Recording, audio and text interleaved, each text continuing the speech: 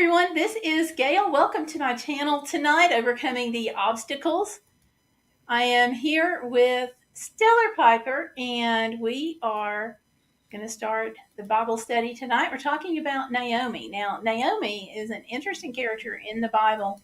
She is in the book of Ruth, and part of her story goes with Ruth, who we are going to look at next week. So, what we're going to do tonight is we're going to look at the same story as we're going to look at next week, except this week it's going to be on Naomi, who was the mother-in-law of Ruth.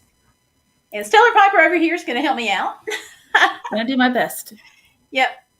Because we bring two different perspectives into this. I am Stellar Piper's mom, so I'm obviously a little bit older, so I have a different level of insight than she does, and Stellar Piper is a seminary graduate, and you can just go from there. So here you go.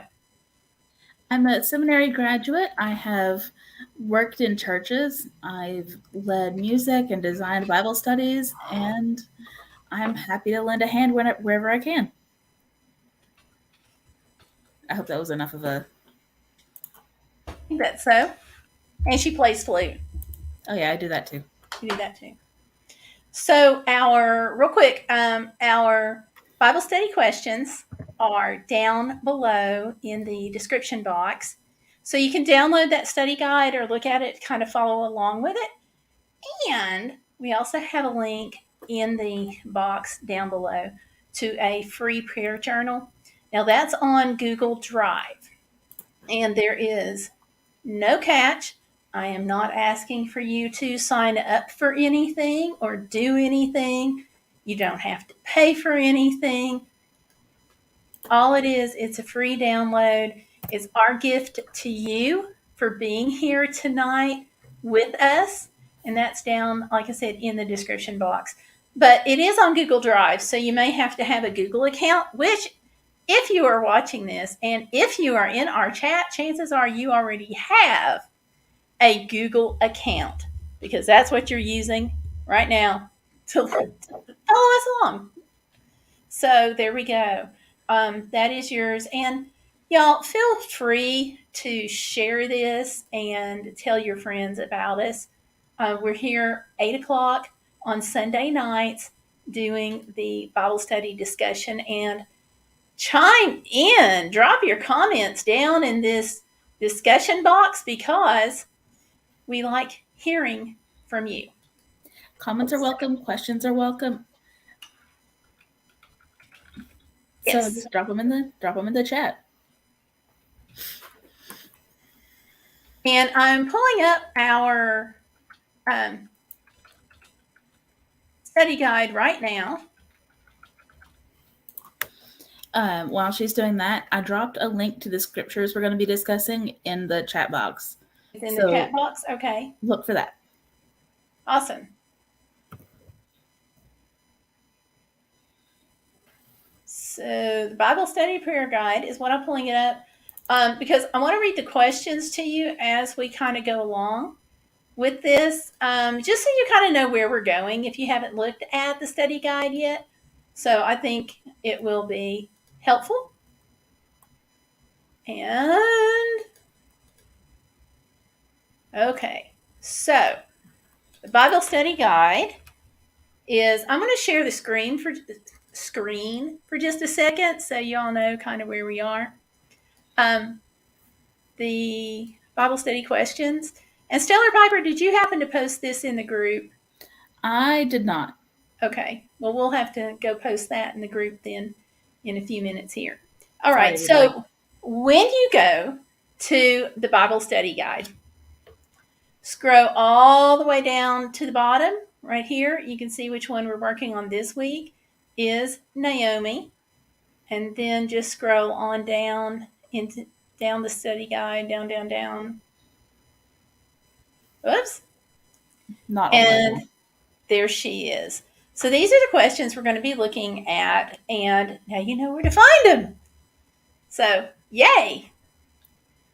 Yeah, not you. You don't have to find anything. Yeah. Sorry, that would have been my service dog. Does he He's want a sitting. cameo? He's fine. He's sitting in here in the doorway, so I really can't get the camera pulled around to show him to you. But when I said find, he went. So he went, go find it, Dad. Yeah, go boy, go find Dad. Okay, I think he's going to go find Dad, which is great. So, all right. So the questions are, I'm just going to read them really fast, and we'll talk about it as we go through here. I'm not really sure how much we're actually going to read of this because it is kind of long, but we will read, to start and kind of skip through it. But the questions are, what do we know? We're talking about Naomi. And the questions are, what do we know about her family and her life before she became a widow? What was the significance of the deaths of her husbands and sons? So we're going to talk about that. How did Naomi overcome the challenges after her death? Why did her daughter in law Ruth choose to stay with Naomi? How did Naomi's faith in God sustain her during the difficult times?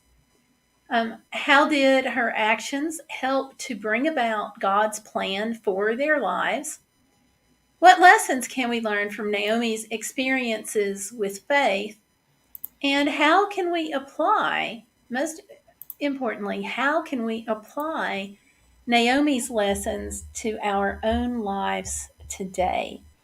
And that's why we're doing this study. It's the Women of the Bible online Bible study discussion. So that's what we're looking at. We're in the book of Ruth, starting at chapter 1. And we will go ahead and read just a little bit, but keep those questions in mind as we go through this. Now, some of the questions I will tell you, we don't have a lot of information about what we know about her family in her life before she became a widow. So part of it's going to be kind of inferred with what we're reading about the text and what we know about the time period. I went ahead and put the first discussion question in the chat. Oh, okay, great. That's a good thinking. Occasionally I have good ideas. You do. And I do want to say that this book is written in a very chaotic time period. It is, everybody is kind of fending for themselves. They have the Bible to go by. We're talking about the Old Testament here, which, as the Jewish people, they would have been very familiar with the laws of Moses and so forth. And so they did have that as the guiding star, but outside of the Jewish tradition here and what was written down, their Jewish laws, there weren't really that much to go on. So it starts out. Stella, you want to start this since I've been talking? Sure. Okay. Where did, there it is. Okay, I'm reading from the NRSV. And whatever translation you have is great. I'm just using the NRSV, and that's what's also in the chat box. Okay. So starting chapter 1, verse 1. In the days when the judges ruled, there was a famine in the land, and a certain man of Bethlehem in Judah went to live in the country of Moab, he and his wife and 2 sons. The name of the man was Elimelech, and the name of his wife Naomi, and the names of his 2 sons were Mahlon and Chilion. They were Ephrathites from Bethlehem in Judah. They went into the country of Moab and remained there. But Elimelech, the husband of Naomi, died, and she was left with her 2 sons. These took Moabite wives. The name of one was Orpah, and the name of the other Ruth. When they had lived there for about 10 years, both Mahlon and Chilion died, so that the woman was left without her 2 sons or her husband. Okay. I'm going to pause there for a hot second. Yeah. In this time, a woman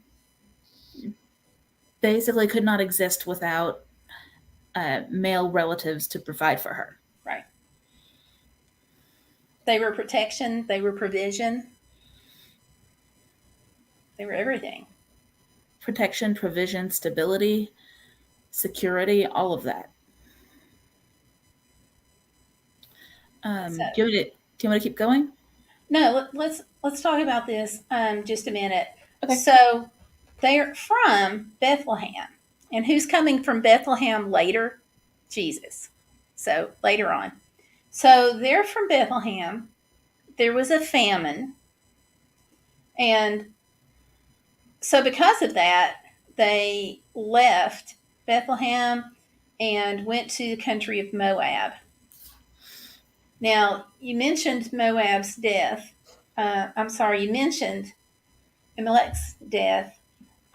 He died first. So that would have been her husband. And so we can see this woman, and she has been uprooted from her home, her homelands, and she has gone with her husband and their sons to a foreign country. And you have to wonder, like, what languages, what customs, what did she have to go on? And according to this book that I read earlier, the Moabites and the Israelites did not get along at all. So not only is she in a foreign country speaking a different language, but she's not in a friendly country. Okay. And since she was a woman, she would not have been able to run her own household. So it was up to her sons to do that and to uphold the law that they were taught, the religious law. And as we go through here, we find out that they didn't really do a good job with that. Go ahead and pick back up where you left off. All right. I stopped at the end of verse 5, so I'm picking up in 6. Then she started to return with her daughters-in-law from the country of Moab, for she had heard in the country of Moab that the Lord had had consideration for his people and given them food. So she heard in Moab that God's people, the Israelites, had food. So she set out. And as being from Bethlehem, she would have been able to tap into that resource. Mm-hmm. I want to go back up here a second. Both of her sons died after they had lived there about 10 years. And they had taken, it had been just their sons, but they took wives who were Moabites, and that wasn't supposed to be done. And not only that, but when her sons died, they died childless. Mm-hmm. So they had no heirs, no one to fall back on. It really just was Naomi and the two daughter-in-laws. And we see later this becomes very, very important in a couple of chapters. But you have 3 unprotected women at this time period, at a time where laws were kind of made up as you went. So go ahead, Stellar. I am picking up in. I'll pick up at 6 again. Okay. Then she started to return with her daughters-in-law from the country of Moab, for she had heard in the country of Moab that the Lord had had consideration for his people and given them food. So she set out from the place where she had been living, she and her 2 daughters-in-law, and they went on their way to go back to the land of Judah. But Naomi said to her 2 daughters-in-law, "Go back each of you to your mother's house. May the Lord deal kindly with you as you have dealt with the dead and with me. The Lord grant that you may find security, each of you in the house of your husband." Then she kissed them, and they wept aloud. They said to her, "No, we will return with you to your people." But Naomi said, "Turn back, my daughters. Why will you go with me? Do I still have sons in my womb that they may become your husbands? Turn back, my daughters, go your way, for I am too old to have a husband." Even if I thought there was hope for me, even if I should have a husband tonight and bear sons, would you then wait until they were grown? Would you then refrain from marrying? No, my daughters, it has been far more bitter for me than for you, because the hand of the Lord has turned against me. Then they wept aloud again. Orpah kissed her mother in law, but Ruth clung to her. So she said, See, your sister in law has gone back to her people and to her gods. Return after your sister in law. But Ruth said, Do not press me to leave you, or to turn back from following you. Where you go, I will go. Where you lodge, I will lodge. Your people shall be my people, and your God my God. Where you die, I will die. There I will be buried. May the Lord do thus and so to me, and more as well, if even death parts me from you. When Naomi saw that she was determined to go with her, she said no more to her. Okay, so we see Naomi here as pretty desperate. She's willing to leave the foreign land that she has become accustomed to. She has been there for a decade. Her, her husband is buried there. Her two sons are buried there. And rather than to try to approach either one of the daughter in law's families for help, she makes the decision to go back to Bethlehem, a place that she hasn't seen in 10 years, a place that has no doubt gone through some changes because that happens in 10 years. And she is turning the situation and she's willing to do this alone, um, as a way to try to protect the daughters in law, by telling them, go to your family, don't go with me. So I think that's pretty generous of her under the situation, but also very desperate that she would have to make this decision because she's not just leaving the land she's been in for 10 years, but she's leaving her deceased husband and her deceased sons, knowing that she most probably will never be able to go back and visit their graves just because of the time and the time period and the unrest and everything. And as a mom, I just, my heart breaks for her on this point.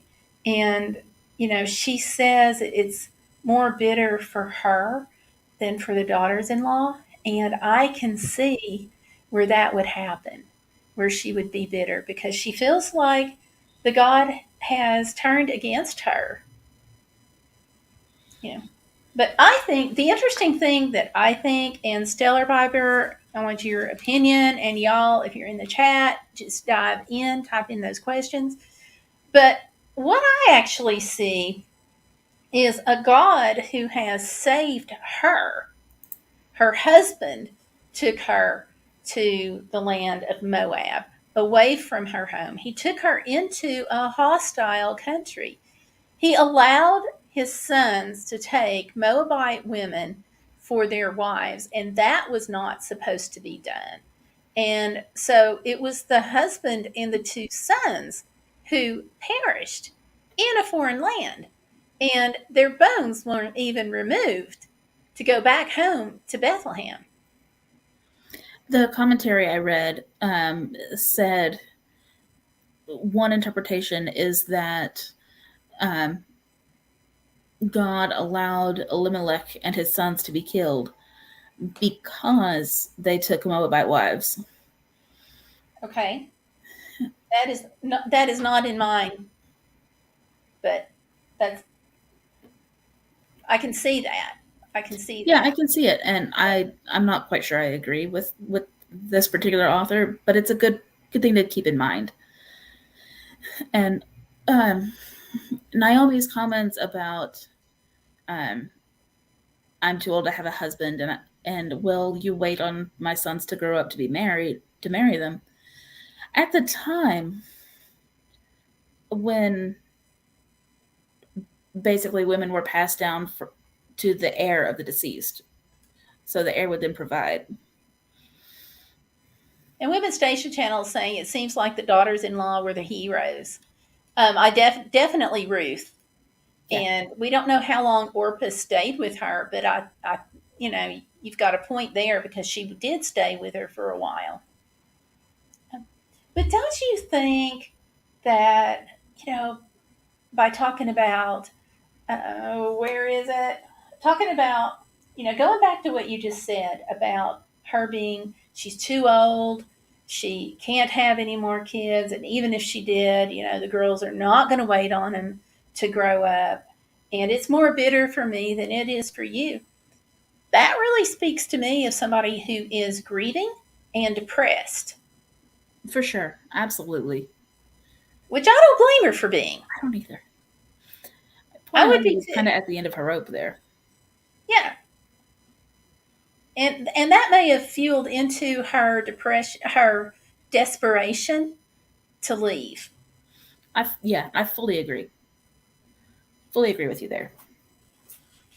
Okay, so go ahead and read some more. All right, I am in the wrong window. Come back here. Okay, picking up in verse 19. So the two of them went on until they came to Bethlehem. When they came to Bethlehem, the whole town was stirred because of them. And the women said, "Is this Naomi?" She said to them, "Call me no longer Naomi, call me Mara, for the Almighty has dealt bitterly with me. I went away full, but the Lord has brought me back empty. Why call me Naomi when the Lord has dealt harshly with me, and the Almighty has brought calamity upon me?" So Naomi returned together with Ruth the Moabite, her daughter-in-law, who came back with her from the country of Bethlehem. I'm sorry. So Naomi returned together with Ruth the Moabite, her daughter-in-law, who came back with her from the country of Moab. They came to Bethlehem at the beginning of the barley harvest. Okay, and that was good timing. Yes, it was. Also, I noticed that the women exclaimed, "Can this be Naomi?" That sounds to me like the women in Bethlehem, where she went back home, were excited to see her, and she can't accept that. She says, "Don't call me Naomi, call me Mara," which means bitter, by the Mhm. way. And Women's Station Channel says that she thought it seemed too coincidental for all three men to die. Yeah, I do too. So she gets there, she's among friends, but she can't accept that. And for me, I think that was one of the saddest points in her story, at least what I felt like was one of her saddest points in the story, that she goes through all of this. She walks back to Bethlehem, leaves the place that she's been for 10 years, has her their daughter in law with her, and they're excited to see her. And she's like, "No, don't be excited. Don't be happy for me. Don't call me by my name. Just call me bitter because the Lord's turned his back." I mean, oh my gosh. What do you think, Stellar? I agree with you. Um, but I also think that this is the point where her story starts to turn around a little bit. It does.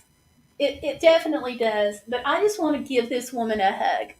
You Yeah, know, I I just want to I give her a hug and I say, feel "It's you there. going to be better." I feel you there.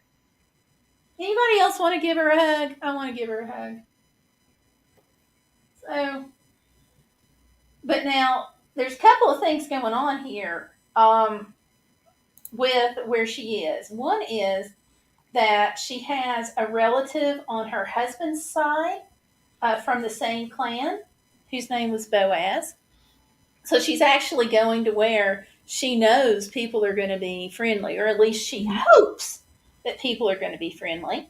And she And got a good reception, so she has reason to be a little bit optimistic.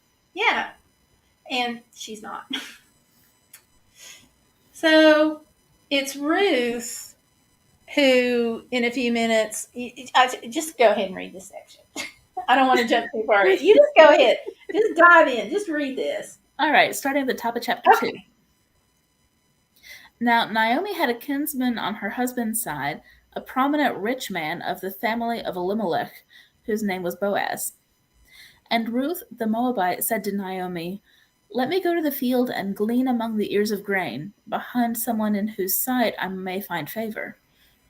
She said to her, "Go, my daughter." So she went. She came and gleaned in the field behind the reapers. As it happened, she came to the part of the field belonging to Boaz, who was of the family of Elimelech. Just then Boaz came from Bethlehem. He said to the reapers, "The Lord be with you." They answered, "The Lord bless you." Then Boaz said to his servant who was in charge of the reapers, "To whom does this young woman belong?" The servant who was in charge of the reapers answered, "She is the Moabite who came back with Naomi from the country of Moab." She said, "Please let me glean and gather among the sheaves behind the reapers." So she came, and she has been on her feet from early this morning until now, without resting even for a moment. Okay. So, Naomi, we talked about her being depressed. It is not Naomi who says, "Let us go get food." Okay. I just I just really get the sense this poor woman has just completely and totally given up.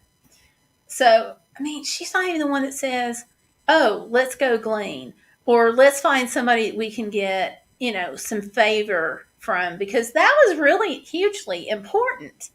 It was. And then like it's Ruth that says, "Let me go get food." Okay, we have to eat. Let me go glean. I'll take care of this, kind of thing, and just don't worry about it, because Naomi is not even in the frame of mind to go get food. And Now, you notice she didn't tell her where to find Boaz? She knows they've got family there, but she does not tell her where to go to find them. And it's like, boom, there's God's provision again, because Ruth just happens to stumble across this field, and it just happens to be at the same time that Boaz is checking on the fields, and everybody just happens to know who she is. Now, I think that's just a little coincidental myself. just a I'm smidge. gonna put, I'm gonna put coincidental in quotes now, y'all. A quick note: Go ahead. gleaning.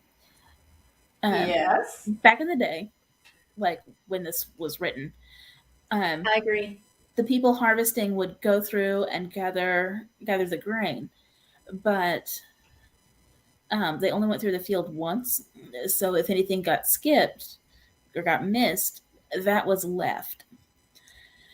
Um, And that and was the way of taking care of the poor at that time. right, because the poor and people in Ruth and Naomi's situation could come and they would be the second pass to get what was left. But even though she knew that it was just left, she still asked. Mm-hmm. But anyway, that's going into Ruth's story. I don't want That's to get next too week. much into Ruth because we're talking about her next week. Naomi. Let me stick with Naomi, who I still want to give a hug to, by the way. Oh, I do too. So And I she definitely agree with Women's believes Station. what I definitely agree with Women's Station that it seems like she was giving up on life. I agree. I agree too. Because you can just feel it. And Yeah. she could have said to her daughter-in-law, "Let me go talk to our kinsman. He is my kinsman. Let me go talk to him. Let me see what I can work out." No. And I think it's just because she's just not expecting anything good to happen.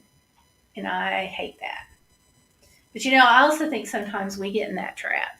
You know, Yeah, for we sure. we stop believing we don't think good things can happen. We don't think we can deserve good things. And we start lying to ourselves about, all the good things that are out there. We start telling ourselves that we're not worthy of that. So I think that's where she was. But anyway, Boaz puts her and Naomi, by extension, under his protection and lets her glean and tells the folks, let her glean. We're going to let her glean next to the women, next to our men. We're going to take care of you. We're going to protect you. And I'm just one thing I don't understand. Okay, my daughter-in-law is out there. The country is not exactly accepting of women who are in this kind of situation. She doesn't go check on her. Now, a part of me is like, Naomi, what are you thinking here? She doesn't offer to go with her. She doesn't check on her. And I think, again, that's just because she's just so depressed. I was reading one commentary, and I want to say who because I can't remember the name right now, but I was reading a commentary on this, and they had a completely different viewpoint. They felt that she was conceited and that her whole attitude was woe is me, and it was her way, Naomi's way, of manipulating the situation so she didn't have to take responsibility. I don't read that. I don't read it that way. Thank you. Okay. Yeah, no, I'm not reading. I don't either. Nope. I really feel like it's more the Just struggle. nope. So, okay. He puts her, Boaz puts her under his protection, and he tells his workers in the field to leave some grain for them. Leave it. So here he is. He's not just taking care of her, but he's reducing his own profits by intentionally having his folks leave some of this behind, specifically so he can take care of Ruth and Naomi. I think that's pretty cool. I think Now so too. let's see. Women's Station Channel says she couldn't do that to the girls. They needed Naomi to be there for them. I agree. And I there's not anything said about their grief. I'm going to talk about that a little bit more next week when we talk about Ruth. But you're right. You're totally right. And I think there's some grieving on their side too, and maybe some desperation. But anyway, let's see. Where do we want to pick up reading? I want to pick up at verse 19. Okay. So, Ruth has been in the field all day gleaning. Boaz gave her some food. She's come back to her mother-in-law, and her mother-in-law said to her, "Where did you glean?" Verse 19. Her mother-in-law said to her, "Where did you glean today, and where have you worked? Blessed be the man who took notice of you." So she told her mother-in-law with whom she had worked, and said, "The name of the man with whom I worked today is Boaz." Then Naomi said to her daughter-in-law, "Blessed be he by the Lord, whose kindness has not forsaken the living or the dead." Naomi also said to her, "The man is a relative of ours, one of our nearest kin." Then Ruth the Moabite said, "He even said to me, 'Stay close by my servants until they have finished all my harvest.'" Naomi said to Ruth her daughter-in-law, "It is better, my daughter, that you go out with his young women, otherwise you might be bothered in another field." So she stayed close to the young women of Boaz, gleaning until the end of the barley and wheat harvests, and she lived with her mother-in-law. Verse 22, where Naomi said to Ruth her daughter-in-law, "It is better, my daughter, that you go out with his young women, otherwise you might be bothered in another field." Another translation I looked at used assaulted instead of bothered there, which I thought was interesting. Yeah, sexually harassed, bothered, possibly assaulted. Yep. that level. Um, but one of the things too, Ruth gathered about a bushel of wheat. That's a lot of wheat to gather in a day. If y'all listening to this have ever done a garden, anytime you bring in a bushel of anything, It's a you lot. are exhausted from having picked it and taken care of it.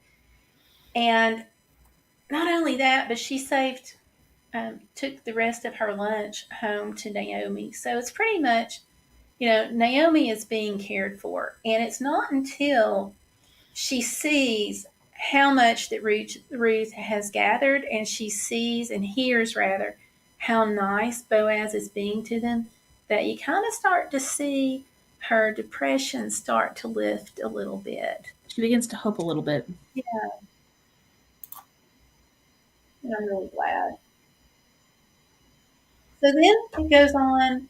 She says it'll be good, and then one day and one day indicates some time has passed, but we don't know how much time.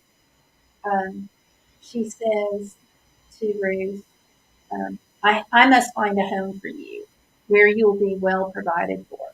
So now she's starting to take a provider's role in this and realize that she has the responsibility. Whereas before, it was, you go away, go back to your family, it's better for you, don't stay with me. And now she's like, okay, I have to do this for you. And she's starting to take that on. You can kind of see it in the beginning, especially in chapter 1. She's very much focused on the past.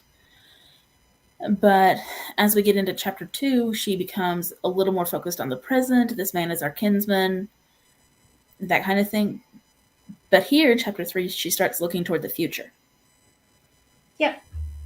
Also, now in the Bible I'm reading, which is the NIV, it says that the man is their close relative and that he is one of the guardian redeemers.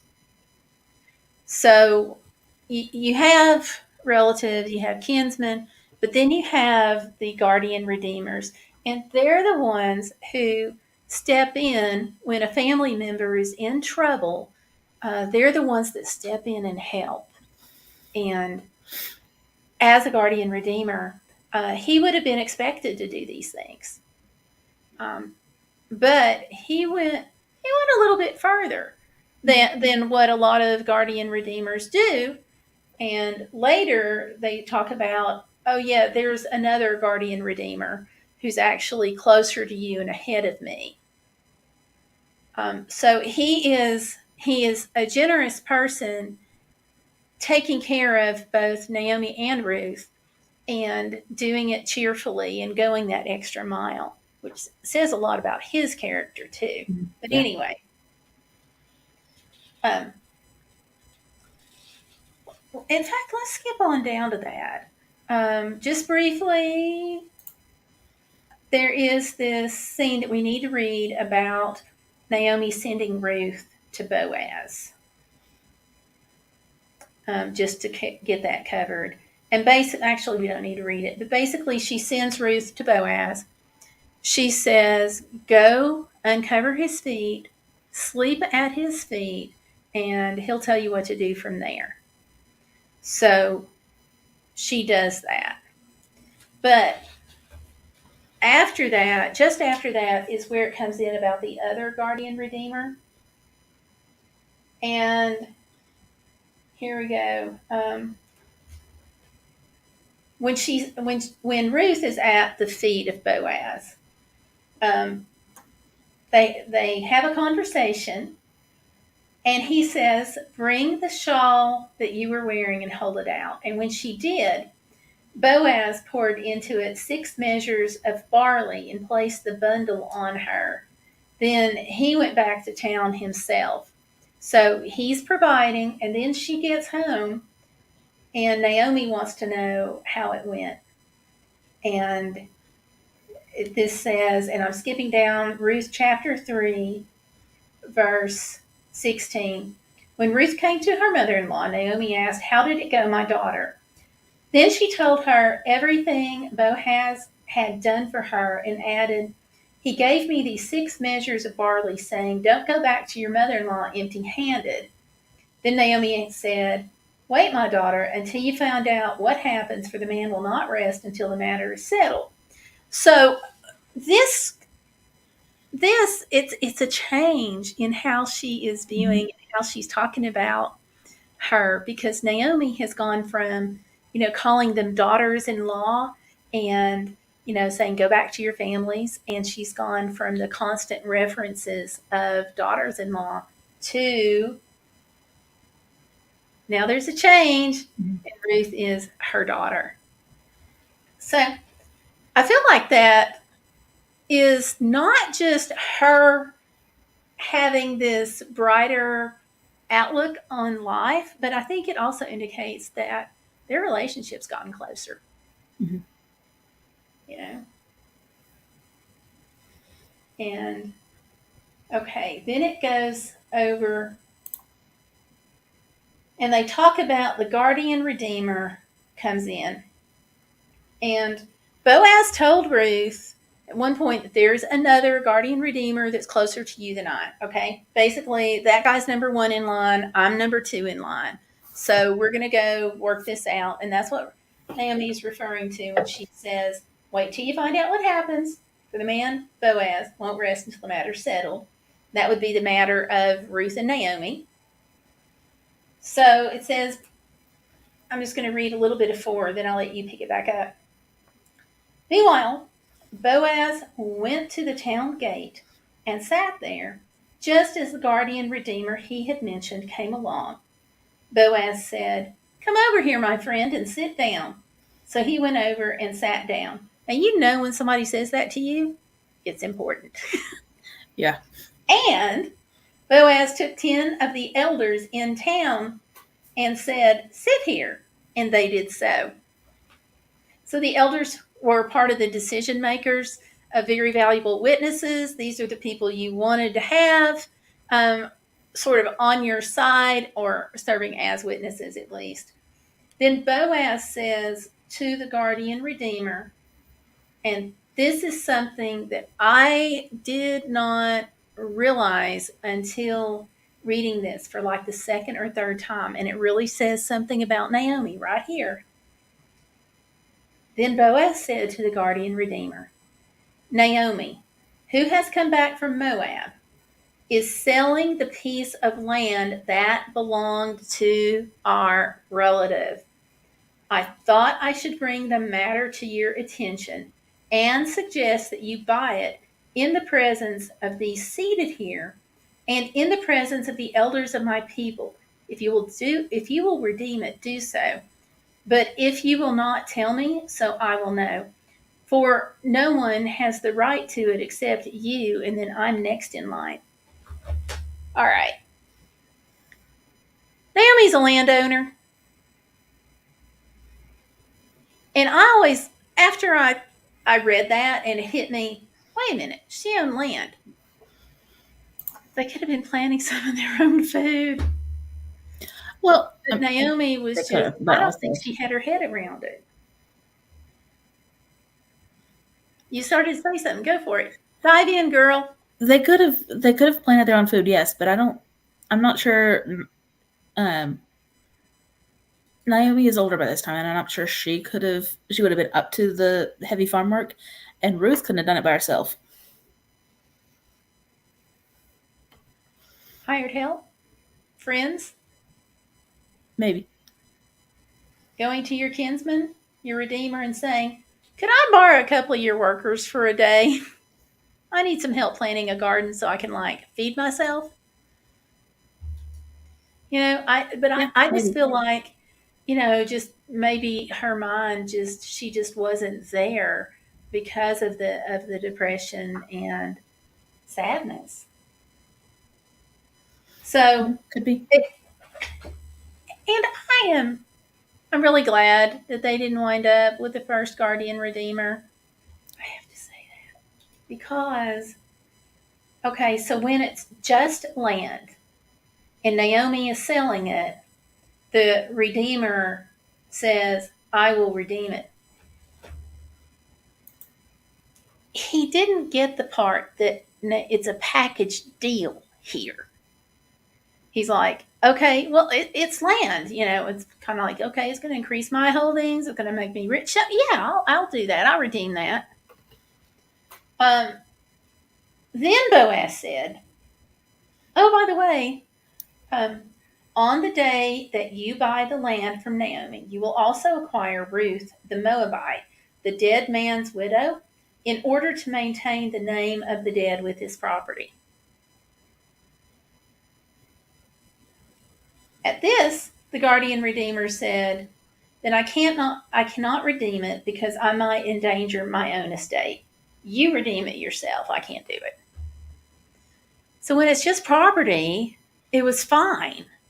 But when it was property and someone to take care of, oh, no, no, no, no, no. That might endanger my estate. I can't do that.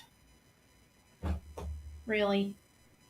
So that kind of makes me feel like there is some. Never mind. I just think it's probably good that she did not wind up with the first redeemer and that she winds up with Boaz, because Boaz just seems to be a much kinder person. And so he says, then I can't redeem it because I might endanger my own estate. You redeem it yourself. I can't do it. And then the Bible says, now in earlier times in Israel, for the redemption and transfer of property to become final, one party took off his sandal and gave it to the other. And this was the method of legalizing transactions in Israel. That's kind of like a handshake, except they exchange shoes. And the guardian redeemer says, buy it yourself, and removed his sandal. And then Boaz turns and announces to the elders and all the people, today you are witnesses that I have bought from Naomi all of the property of help. Elimelech. Thank you. Kilian and Mahlon. I have acquired Ruth the Moabite, Mahlon's widow, as my wife. Okay, so he kind of skipped Naomi at that point, and he has Ruth as the wife. But as he's doing this, he does so with the blessing of the elders, saying, we're witnesses. May the Lord make the woman who is coming into your home like Rachel and Leah, who together built up the family of Israel. And then later, some time passes, and it says they had a son. Boaz and Ruth had a son named Obed. And guess who they gave the baby to raise? They brought Naomi in, and she became the baby's nurse. Now, okay, hold on. She is nursing, obviously not wet nursing, but anyway, she's taking care of the baby. She's the nanny. She's the live-in. She's the au pair. She's taking care of her grandson, but she's the nurse. And guess what? That implies that she's also being paid. Implies, we don't know for sure, but it helps redeem Ruth financially. Mm-hmm. So let's see. Then the women said to Naomi, praise be to the Lord, who this day has not left you without a guardian redeemer. May he become famous throughout Israel. He will renew your life and sustain you in your old age. For your daughter-in-law who loves you and who is better to you than 7 sons has given birth to him, him being the grandchild. And I can tell you, as an old woman who is a grandmother, I can tell you that few things in life are as sweet as holding your grandbaby. Now, Stellar Piper, I'm not meaning to dish you at all, okay? No, it's You're all right. fine. I'm fully You're aware. fine. My sister has one Mother's Day for the next 20 years. Yes. So, yeah, it's just, here's the woman who gave up, and she's been given a means to support herself, love, a family. Now, nobody's going to make up for the loss of her husband, and nobody's going to make up for the loss of her sons, but she was to the point of giving up. And now you see some encouragement, and you see like God's provision for her.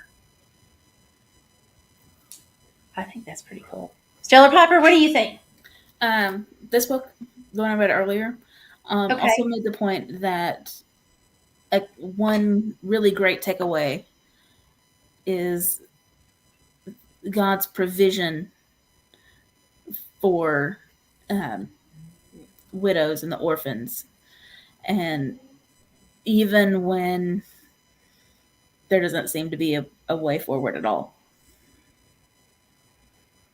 And then he brings you through. Mm-hmm. And okay, one of the really other cool things about this really, really cool thing, and it's got to do with Ruth. So we're going to look at this a little bit more next week when we talk about Ruth in this story. But this grandbaby has a special role to play because this grandbaby goes on to be the grandfather of David, King David. And who came from King David's descendants? Somebody we'll talk about a lot. And we'll talk about him a little bit too. So, all right. Stella, are you ready to get in the questions? What? Are you ready to get in the questions? Sure. Okay. Was there anything else you wanted to add? Not at this particular moment. I still want to give Naomi a hug. Yeah. I just think it'd be so I want to give Naomi a hug and have a cup of coffee with Ruth and get some details. I can see that. And there was a part of the commentary that I read earlier too that said that giving the baby to Naomi didn't necessarily mean that it was a financial relationship, but an adoption to replace one of her sons. But I don't really think that because the Bible I've got anyway says nurse. And I did pull up the transliteration that I could find, and it didn't say either one. I forgot now what it said. But it too implied that a possible financial situation was there to benefit Naomi. So, anyhow. Plus, who better to keep the grandson than the grandmother? Yeah, really? All right, go in here. Women's Station Channel says, I wondered if religion had helped provide because what was in the Bible. Yes, I would say it did. Because if it wasn't for religion, he wouldn't have Boaz wouldn't have been expected to be that guardian redeemer. He wouldn't have been expected to take any kind of responsibility. And he wouldn't have been expected even to leave food to be gleaned. True. So yeah, religion had a huge impact for this. Yeah, because that wasn't the law of the time. Was not that you would leave food to be gleaned. It was the custom, and that custom came out of religion, just like a lot of the food pantries do today. A lot of churches have food pantries. The one I go to has a 24/7 food pantry where people can just go get what they want to. It's a cabinet. It's designed to help hold them over until payday or until one of the larger food pantries opens, where they can get a larger bundle of food. But a lot of those came out nationwide because of religion, and that's one of the best things about religion today. And it's almost like we have Jesus and we also have religion. But anyway, that's a whole nother soapbox. Yeah, I'm not going to go there. I know the first All right. question's already in the chat, but I'm going to put it in again so we don't have to scroll. Okay. Sounds good. All righty. So, question number one. What do we know about her family and her life before she became a widow? Um, she was a landowner, so that implies she had some means before before she was widowed, and she went with her husband. So she didn't have a lot of say in the matter, but she went, and that also that kind of journey, something has to fund that. Even Mhm. back in the day, there had to be some funding somewhere, whether it was handouts, which we don't see a record of, um, or they had to have had some means to go and they set up a household. The sons took wives. So, you have some land and I think you have some means there. So, also, she would have had a secure future because she would have had her husband, and then she would have had her oldest son, and then your next fallback is your younger son. So she would have been assured of having advocates and someone to take her under her protection at the time she left. What do you think, Stellar? Yeah, I think she did everything right to ensure that she had a future. Yeah. But I mean, before she became a widow, it's not just Right, doing that's what I'm everything saying. right. It's okay, gotcha. It's having that provision there. Yeah, What was the question two? Do you have that in the chat? not yet, but I'm fixing to. Okay.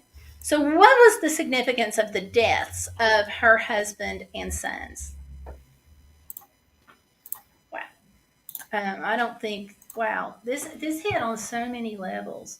It Um, was Go ahead. it completely changed her life Yeah. in all negative ways. Rut At the pull yeah. big time because she lost her protectors. She lost her means of providing for herself. She lost plan A, B, and C. She lost her husband, she lost the kids. Um, Deep depression, deep depression, um, grief, being willing to turn away from the land that she'd known for 10 years. And part of me is like, honey girl, where are your friends? Apparently, some of them were Was back it in just Bethlehem. such, yeah, but was it such a hostile country that she didn't have friends in that country? You know, so it was her entire support network and her protection and her money was gone and she became depressed. Hmm. I mean, like, Which I did I mean, miss anything?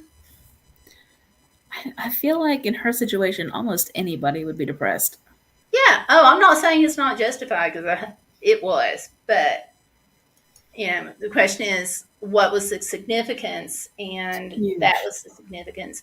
And then on top of that, she had two other mouths to be responsible for, her two daughter in laws.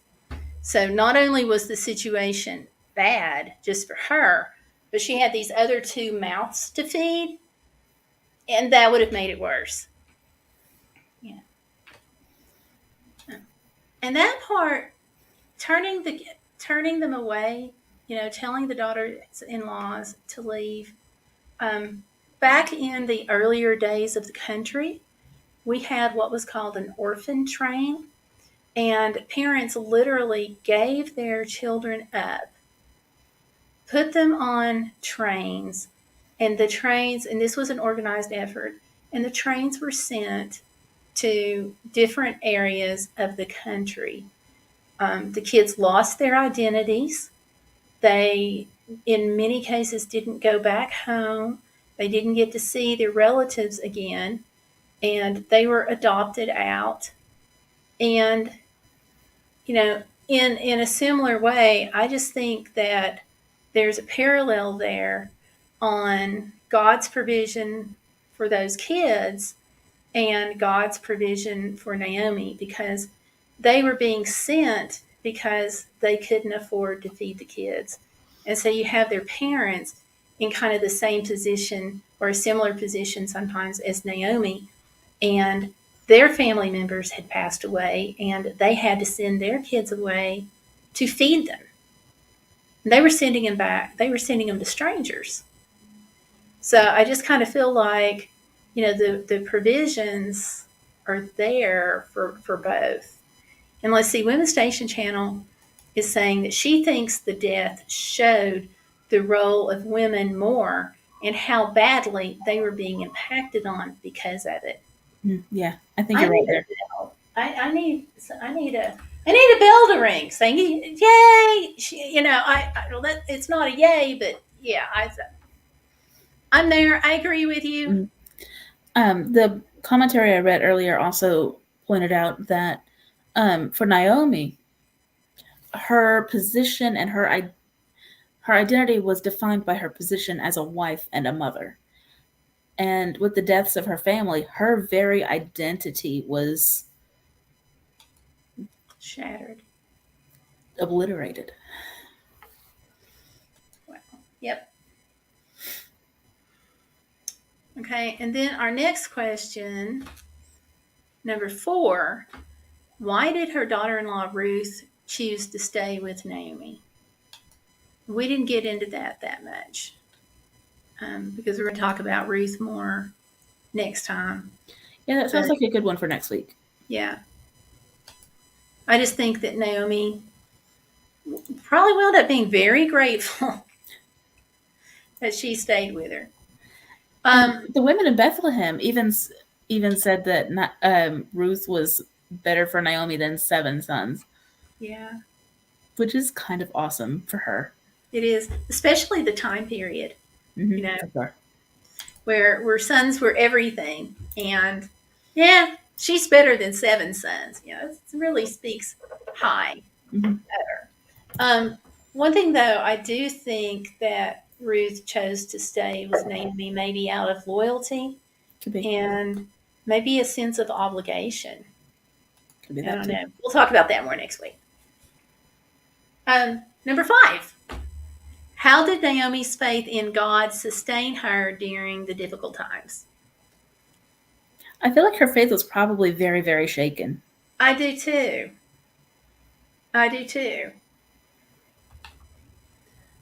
Because she says, call me bitter. Don't call me by my name. Call me bitter. So, yeah. So I don't see a whole lot of faith sustaining her unless it came through the faith of being able to get back home and to live again in Bethlehem. So. Yeah, I agree. How did Naomi's actions help to bring about God's plan for their lives? Now, all of it? Pretty much. Well, I mean, if they hadn't gone back to Bethlehem, if she hadn't started out, then none of this would have happened. Mm-hmm. And we wouldn't have David's grandfather coming along. If, take out like one part of the story and it would have changed the whole thing. We have Naomi deciding to leave, trying to get her daughter-in-laws to stay behind, which one did, one didn't. Then we had her, telling her daughter-in-law, hey, we got kinfolk here, but not telling her where they were, but just saying, hey, we've got kinfolk. And I just kind of wonder if that was more like casual conversation as you're walking down the road kind of thing. And then she's like, oh, that's whose fields you were in. Well, let me tell you. And then she directed the next part and the next part. And she begins thinking that I've got to provide a family. I've got to get you with a family that can take care of you. And it's then, it played out. And I just think what actions? All of them.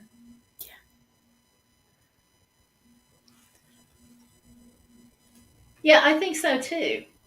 The only thing I can think of is maybe because she was originally a woman of faith, and now her God, and this is partially getting into next week too, but her God and the God of Ruth, they didn't worship the same God. So when Ruth went with Naomi, she also was walking away from everything that she ever knew. In the same way, in a similar way that Naomi walked away from everything she ever knew to go to Moab. So we got this reverse thing going on. Yeah. But yeah, so it could be that, her faith, well, we can see that her faith obviously impacted Ruth enough that Ruth was willing to go with her. And, oh, yes, nailed it. Nailed it. Women's Station Channel. She nails it. Devoted wife and mother. Absolutely. Absolutely. That's what I see. The commentary that I read that said they felt like Ruth was just a very selfish person. I don't see that at all. I don't see it. I think I don't know what commentary that was, but I don't think that's. I'll see if I can find it again later. I was like so Well, mad when I read that. I just clicked close and slammed the laptop. Anyway, yeah. Okay, so how did Naomi's actions help to bring about God's plan for their lives? All the actions yes, did. just all of it. What lessons can we learn from Naomi's experiences with faith? Ooh, I think one long, thing. long list. Okay.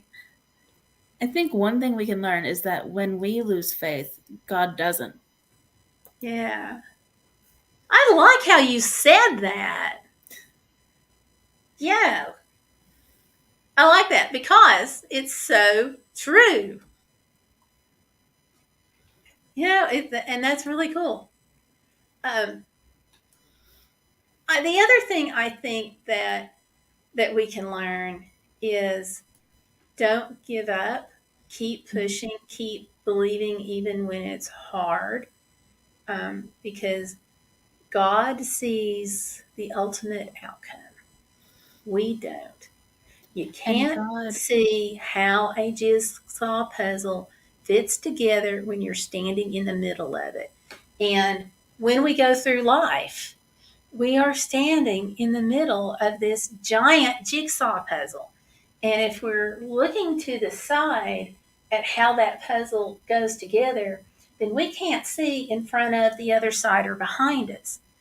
So we don't get the full picture when we're in the middle of the puzzle. It's only when we step out and see with our life. We can't step out if we don't know the end of the how it's all going to be. So and sometimes God, we're in the middle of the puzzle, and God's working in a whole other corner, in the shadows somewhere right, that we can't see until we've lived through it. and sometimes he's preparing other people too. Mm-hmm. You know. So okay, how Women's can we? Station is on a roll today. She she's sharp. She's one sharp gal. Even Uh, if you're falling Go ahead. apart, someone else might step in. There you go. I think that's huge to remember, um, because I think that when we get stressed, a lot of us, a lot of women, we start lying to ourselves and telling ourselves that we're the only one out there. We're the only one who could possibly understand, whatever we're going through. Nobody else is out there, and I'm all alone.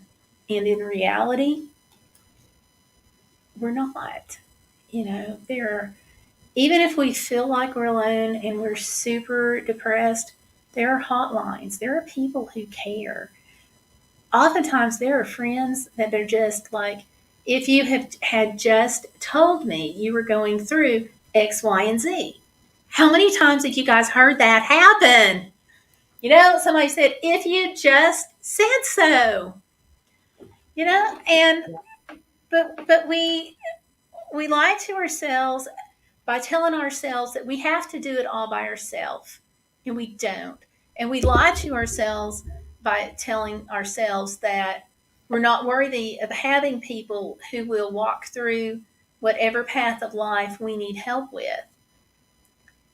And we And got to stop sometimes, doing that, you know? and sometimes our depression lies to us and says that nothing matters and it's not worth it, but that's a lie too. And that's the depression lies are what I'm talking about. Yes, it is. Um, so for me, when we talk about how can we apply Naomi's lessons, which is number 8, how can we apply Naomi's lessons to our own lives today? Can I I put that in think the that chat? it's to have faith, to reach out. Oh, you haven't posted that yet? Oops. I'm getting Sorry, there. Sorry. y'all. Okay. And Women's Station Channel is saying, and we can't feel how God is helping us sometimes, which is sad. I said she was on I a roll today. I was not kidding. I agree.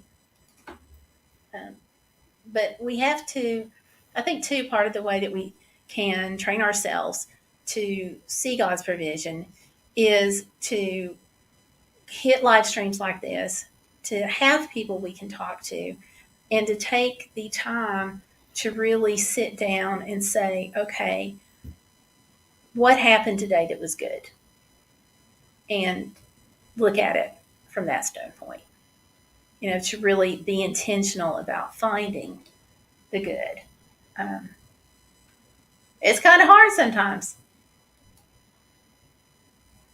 but all right. This is So, not you have related the to next point down? Go ahead. What? this is not related to Ruth or Naomi. But at one point I had an app that literally led me through the thought process. List 3 things that are good that happened today, and it was really helpful. It was free too.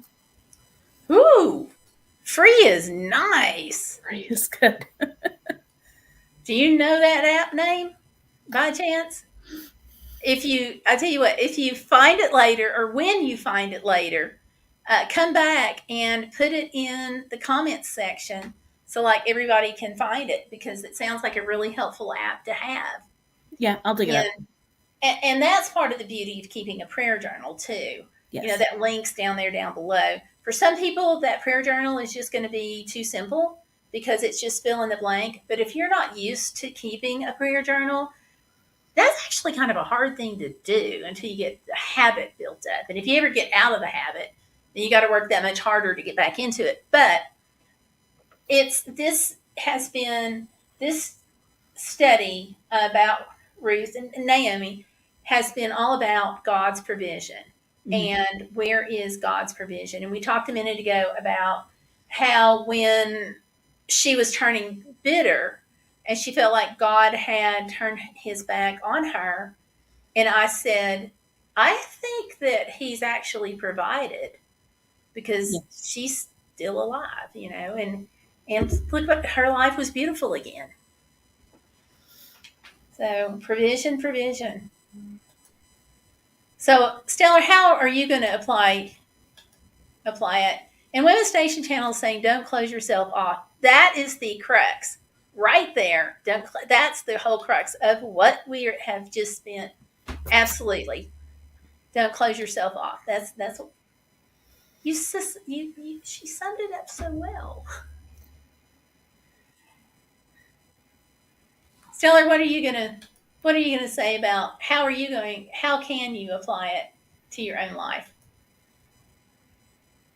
For me, Naomi's story is partly a story about God working with unexpected people. Because she wasn't powerful, she wasn't a political leader, she was a widow from Bethlehem who moved to a foreign country. And God still used her in a very important way.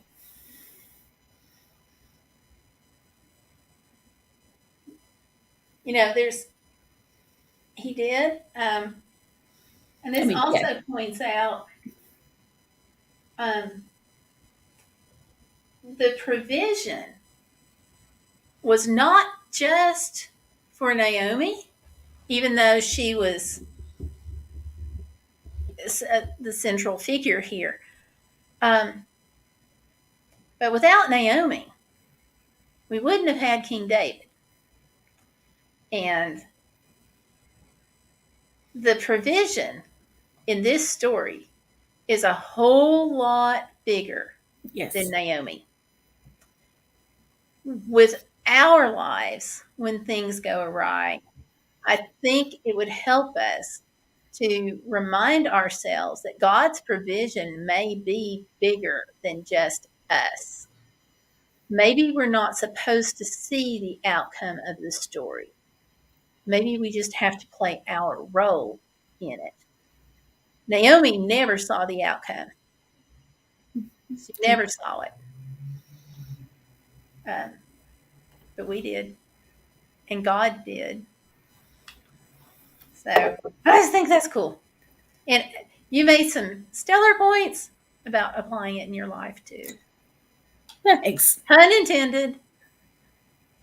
I'm sorry, meditations from motivational workers. Okay, meditations, motivations, affirmations, they're all wonderful. Absolutely. So, all right. At the end of our discussions, I always want us to have just some prayer. And last week, I got fussed at for not doing it. Sorry about that. But there is a woman who didn't want her name mentioned, but she was having some problems with her son. And she wanted to be prayed for, and God knows who she is.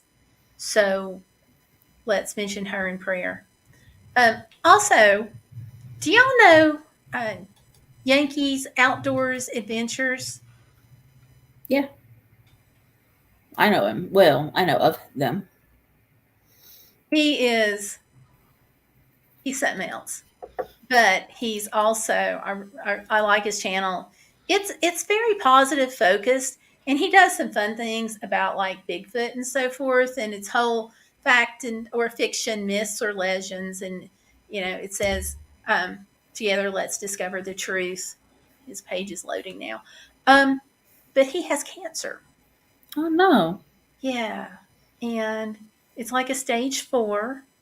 So Hmm. I want to make sure that we pray for him. And I'm going to drop his link down here in the chat so we can all remember to do that. So we have the woman and her son, and we have Yankee. And if y'all don't mind, pray for my pup because it's he did. We just had this major workup done as, thank God, part of a study because I couldn't afford to have all this stuff done. And every year they do this big service dog clinic where they do eye exams and they run an orthopedic clinic at the same time. And all of this is free. And he did great. They had to put eye drops in his eyes. They turned him 9 ways to Sunday when they were looking at the ortho, but he did great. But there is a patella issue, and they're looking at that. So, clear answers on that because we don't know what it means. They did their diagnosis and stuff, but referred us to our vet for what it means for him in his working years. So, pray for that. Okay. Anything else? None from me. Women's Station, anybody in the chat have anything they want to lift up? All right. Well, let's pray for the chat. Let's pray for our watchers, and I'll let you do that. All right. Okay.